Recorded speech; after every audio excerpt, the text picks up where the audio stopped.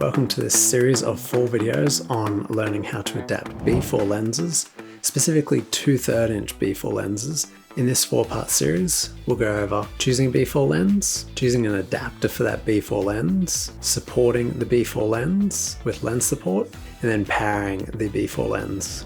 But this first video is all about choosing a B4 lens that's going to be right for your situation. And the first thing to start with is that specifically we're talking here about 2/3 inch B4 lenses. That is the B4 lens standard. There are 1/3 inch and 1/2 inch and 1 inch lenses that are not applicable to be adapted. They sort of don't really work as well, and adapters just don't exist for them. If you need to know the model codes of what a 2/3 inch B4 lens is, I've done a separate guide on the model codes of B4 lenses. I'll link it in the card in the corner of the video right now. So you can go to that video after this one so you can know what model code you'll be looking for. This video is to watch before that model codes video because this will help you know which model code you should be looking for. So without further ado, let's get into the video. And this video is number 1 in the series, and we're going to be teaching you how to choose a B4 lens, specifically a 2/3 inch B4 lens to adapt to single chip CMOS sensor cameras. So why choose a 2/3 inch B4 lens? And I'm actually going to just abbreviate that now. Instead of saying 2/3 inch B4 lenses for the rest of the video, I'm just going to say B4 lenses because 2/3 inch B4 is the B4 standard. So why choose a B4 lens? Well, first of all, it's a parfocal zoom. So that means when you focus on something and you're zooming out with the camera, that focus point stays on the same focal plane. Whereas with a photography zoom or other varifocal zoom, as you zoom, that focal plane can shift as you're zooming. So parfocal zoom's really important for zooming live. So things like crash zooms, slow push-ins or pull-outs, mid-take zooming, so like a dolly zoom, or if you just want to pull out from something to reveal something in a narrative sense, or if you're mid-broadcast and your shot is being shown on the broadcast, you can zoom and you'll still maintain that focal plane that you had set. The other thing that's great about them is they usually have a very long zoom range. So that's great for any fast-paced or live jobs that need both a relatively wide-angle field of view, but also a telephoto field of view in the same lens. And particularly B4 lenses can get extremely telephoto views. They're also great when you physically can't get close to what you're filming. So if you're doing a live production and you're at the back of the hall filming a stage far away in front of the audience, you are physically further away from what you need to film. So that long zoom range allows you to cross that distance with zoom and allows you to fill your frame more than you would be able to with a very short zoom ratio. They're also great for wildlife or sport or just anything where you can't be physically close to what you're filming.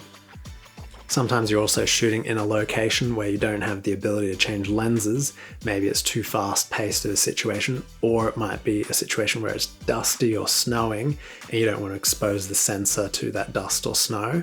A single lens solution that will allow you to get a lot of coverage from wide to telephoto is also a very useful thing to have. And having that range of zoom is also great to allow you to easily cover any scene. That's why you often see them on TV cameras, so they can be adaptable and shoot a wide variety of coverage of a scene very quickly. But that ease of coverage also translates to a lot of adaptability for other shooting disciplines. B4 lenses also have the option to be fully manual and have great fine control over all your settings. So they've got a manual focus, manual zoom, manual iris ring, and then a manual back focus and macro switch in one. So you've got 4 control rings there to really finesse the lens and get it to do what you want. They're also very well damped. However, if you want a smoother zoom, most come with a servo zoom motor in the servo grip, which is controlled by a servo rocker. And that really is what can give you the smoothest zooms, as the servo zoom is very well controlled and you can slowly dial in a slow, constant zoom, something that would be very hard to do by hand, just moving the lens ring. They're also set up for live situations where you might be behind the tripod with a focus and zoom demand on 2 tripod handles. and standing behind the actual camera, particularly for live situations. So that B4 lenses are set up for that and can allow zoom and focus controllers for those situations.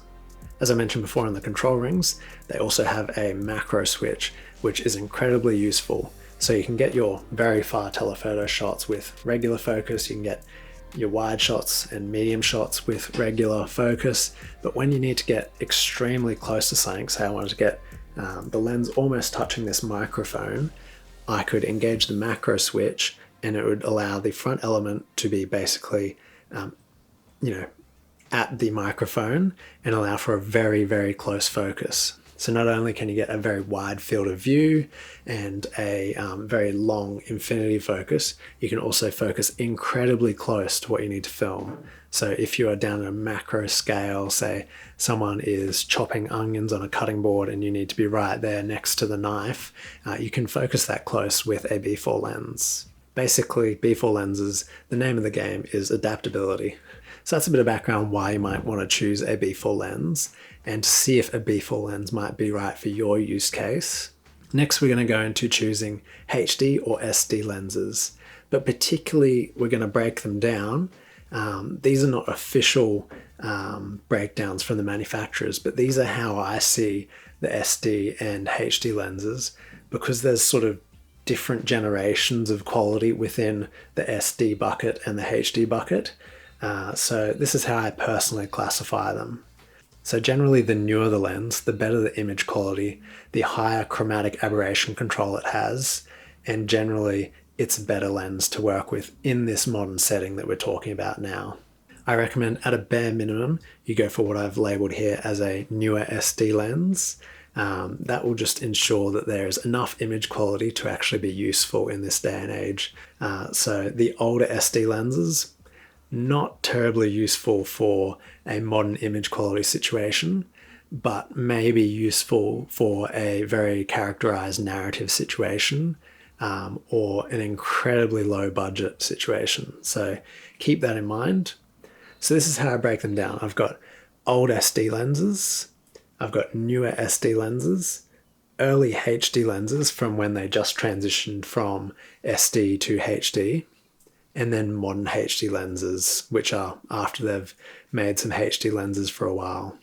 So let's talk about identifying these lenses. So down the bottom there, I've got very old SD lenses. So I identify them pretty easily, especially for Canon, by their focus rings. So the pattern and design of the focus ring really give a telltale sign of how old the lens is, particularly on Canon. So you can see down the bottom there, we've got a very old SD lens. Both Canon and Fujinon had that sort of square gridded pattern, very tight, spiky gridded pattern on their focus rings back in the day. So that's what the very old SD lenses sort of look like. I wouldn't go for them at all. The image quality is not great, and you have to stop down a lot to actually get any sort of usable image quality out of them. Then we go up to old SD, which are not going to be great for a modern situation, but if you absolutely had to, and you're on an incredibly tight budget, you could get away with an old SD lens if you could stop down a little bit to like f4 or something. These are characterized particularly by Canon with this type of focus ring you can see here with those long grooves in it. Next up, and what I recommend as the minimum image quality for people to get for a modern situation, is a modern SD lens. Now I say modern, I just mean the newer types of SD lenses before they changed to HD. So these are not lenses that are currently made. These were made still quite a while ago, but they are modern in comparison to the other SD lenses. These ones are great lenses, and I use them all the time, and you can see they've transitioned to that tapered focus ring, as you can see there.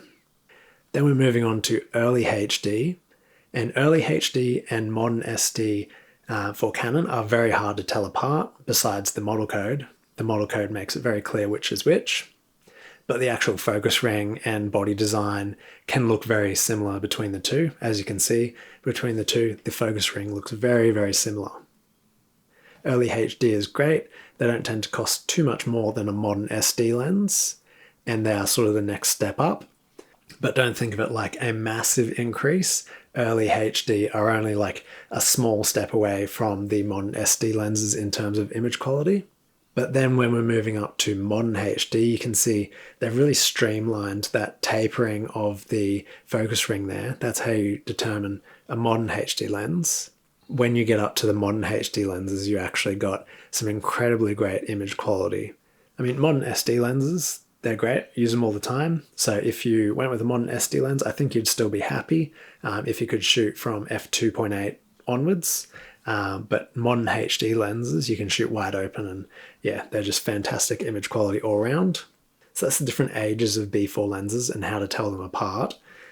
So when you're looking at choosing a B4 lens and buying one, check out the focus ring, particularly on the Canons, as that's a bit of a giveaway of how old the lens is. And with Fujifilm, it's a bit harder to see, but you can definitely tell the very old SD lenses apart from the modern SD lenses in Fuji, as they went to that sort of tapered focus ring design as well.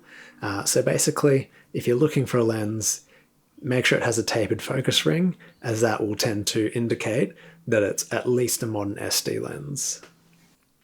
So after saying that, some people are going to ask, what if I want to adapt a 4K B4 lens? Basically, you got to have a lot of money for that, and it's not necessarily going to be worth it. So when you're adapting, a lot of the optical correcting adapters are only rated for HD resolutions. So even if you had a 4K lens, you would still be only putting it through a HD adapter. 4K adapters do exist, but you're looking at significant costs for that, along with the 4K lens. So I think the average 4K lens is about $30,000 brand new, and then an adapter that suits 4K is about another $10,000, at least here in Australia. So I don't think that's going to be in a lot of people's budgets that are going to be watching this video. That's why I didn't necessarily include it. But also, if you're spending $30,000 on a 4K B4 lens, you're probably going to want to put it on a native B4 camera for the best results in class. So something like a Sony Z450 broadcast camera would really play best with a 4K B4 lens. So if you're going that deep into B4 lenses, you're probably best getting a specific B4 camera for it.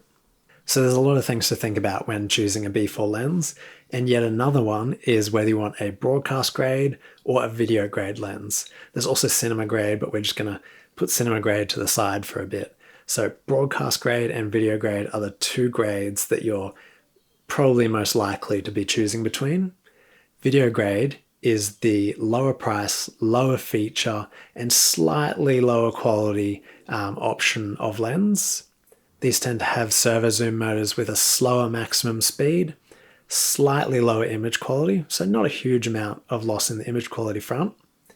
They might be smaller in size, so not as long of a lens, and there's usually no doubler in a video grade lens. Whereas a broadcast grade lens is the more premium. So video grade is like your entry level lens or lens for productions on a budget.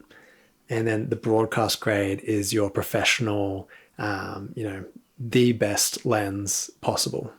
So broadcast grade is more premium price, so you're paying a bit more.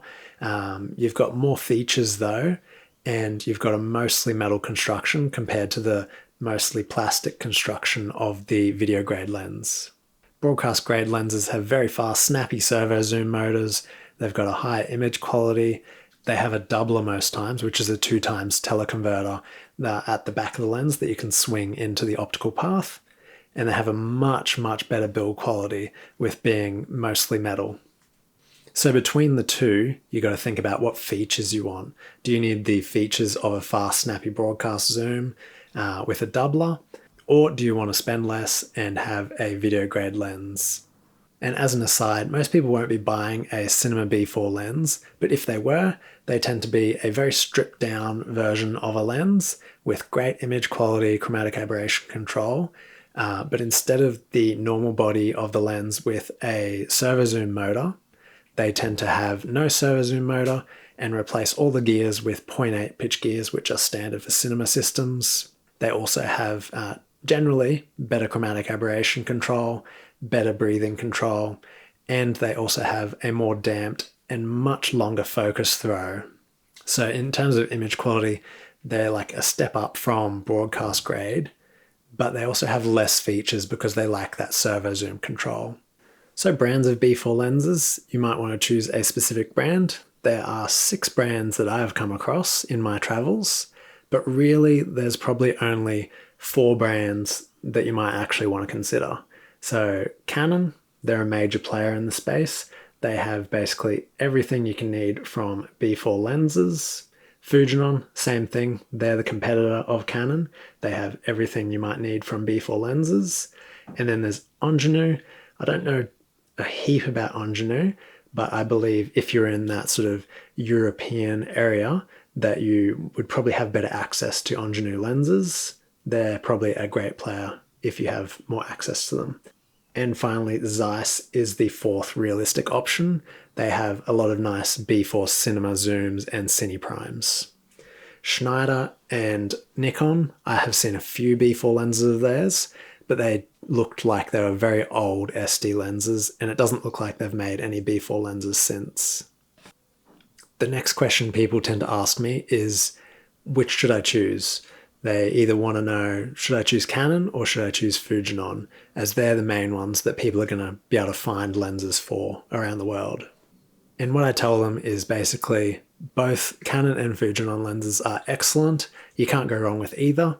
Both Canon and Fujinon have competing lenses, so when one makes a lens, the other tends to make a similar lens that competes at that price level and at that image quality and feature set. So really, either one you go for, you're going to have basically the same image quality, same features in the classes of lens. So HJ for Canon to HA for Fujinon, they're basically competing series of lenses. So they'll have similar lenses at similar qualities, similar prices. So really, whichever one you like, go with that brand and you'll still be able to find a great lens.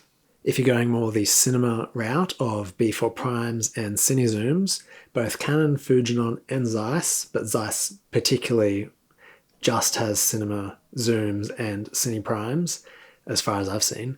But Canon also has cine zooms and cine primes, and so does Fujinon. So there's some options if you need some B4 cinema lenses. But for broadcast video grade, stick to Canon and Fujinon around the world. If you're in Europe, Angenieux might be much more accessible and have some great options for you. Next up, you'll need to choose a zoom ratio. So what is a zoom ratio? That is the first number after the series letter on a lens model code. So say a J11 by 4.5, J is the series letter, and then the 11 by or 11x times is the zoom ratio. So starting on the wide angle lenses, we've got things like 11 by and 13 by. And when I say by, I mean times. So 11 times or 13 times zoom range. So these tend to be wide angle lenses. Not to be confused if you're looking at a very, very old SD lenses. Sometimes they come in 8, 9, and 14 times zoom ratios. But if it looks like a very old lens, it's probably going to be a very old SD lens and not a wide angle. But in the modern SD lenses and HD lenses, 11 to 13 and 14 times zoom ratios tend to be their wide angle lenses. So you get a shorter zoom ratio, shorter relatively speaking to like a photography zoom, still quite a long zoom ratio.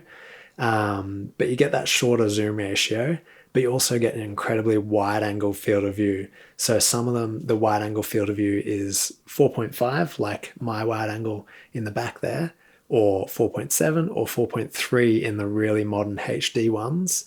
So you can get some incredibly wide angle field of views, think like a GoPro type of wide angle field of view. And then you can also get a moderately telephoto reach with them, as they have that 11 to 14 times zoom ratio. So you can go and zoom in a fair bit as well. Next up, you have the budget and old workhorse lenses. So you got your 16 times, 19 times, 20 times lenses, and sometimes 21 times.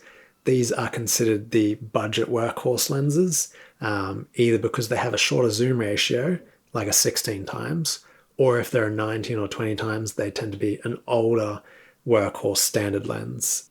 These tend to be cheaper as they're either older or they have that shorter range, so they're not quite as adaptable. Still incredible zoom ratios. 16 times is still a very long zoom ratio. Nothing against them. They are fantastic. I used a J16 Canon lens with a 16 times zoom ratio for a long while, and it was a great compact 16 times zoom ratio lens.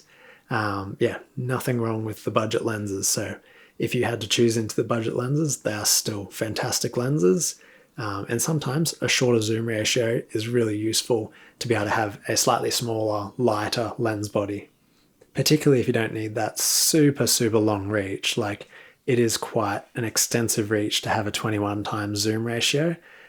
So most of the time you don't end up using that full telephoto end of the zoom ratio as much as you need it. So sometimes a 16 times lens is more suitable for the task.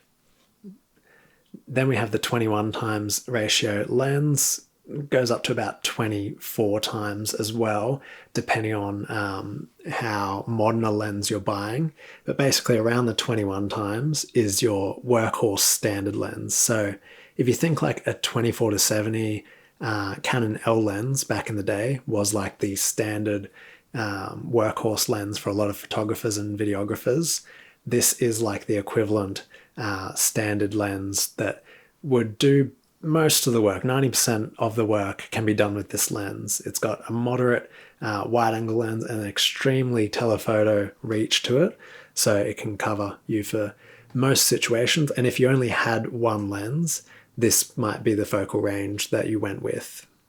Lastly, we have the heavy hitters. So these are technically portable lenses, but they are much larger than a standard 21 times zoom ratio lens. So these are like 35 times and 40 times zoom ratios. They are huge zoom ratios. So think similar to a box lens at a stadium that has a really huge zoom ratio, but these are in technically portable bodies that look like very, very large broadcast lenses. While you have that much zoom ratio, you wouldn't want to carry these a long way. Some people do, and I mean, they're much lighter than a box lens and requiring less substantial rigging to get them to work, but you would want to probably park relatively close to where you are going to set up your camera with that big 35 and 40 times zoom ratio lens. These are very commonly used for filming wildlife as they're such an enormous zoom ratio. They're also used on the underslung built-in gimbals on helicopters for some helicopter cam vision, and they can be used as portable stadium lenses as well. So next thing to consider, do you need a built-in swing away 2 times teleconverter element, or what I call a doubler? Simple answer, yes. If you're looking to adapt a B4 lens to a single chip CMOS sensor camera, 100% recommend that the lens you buy has a doubler built in. And I'm going to call the 2 times teleconverter element a doubler because that's what we call it over here. So basically having a doubler in the lens allows you to expand the image size when you flick the doubler in to about a 70% coverage of a Super 35 sensor. And that can be used in conjunction with an adapter that also has an expanding element in it for full Super 35 or full frame coverage, depending on how much expansion is in the adapter.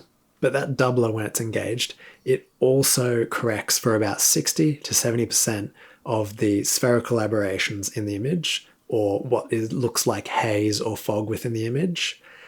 So basically, when you're adapting a B4 lens, because they're made for 3 CCD sensors, they are not designed for single sensor CMOS cameras, so the image is all a bit hazy and fuzzy when not using an optically corrected adapter. But you can get away with using the doubler for a 60 to 70% image correction without having to buy a dedicated optically correcting adapter. So that is why lenses with a doubler are far more useful when adapting, because they basically have a slight optical correction built into the doubler, but they can also expand the image circle to cover larger sensors than a 2/3 inch sensor. like most of a Super 35 sensor.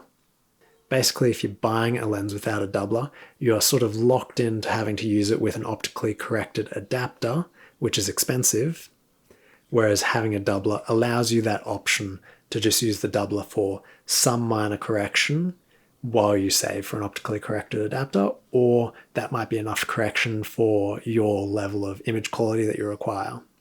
So that's why I basically, as a blanket rule, say if you're adapting a B4 lens to a single chip CMOS sensor camera, that you buy a lens with a doubler, as it's just more adaptable to allow you to adapt the lens easier. But you need to think about some other things before buying that lens, particularly what adapter you're going to use with that lens, be it an optically correcting adapter, basic pass-through adapter, or a non-corrected expanding type of adapter. Those are sort of the three main types of adapters that you can choose from.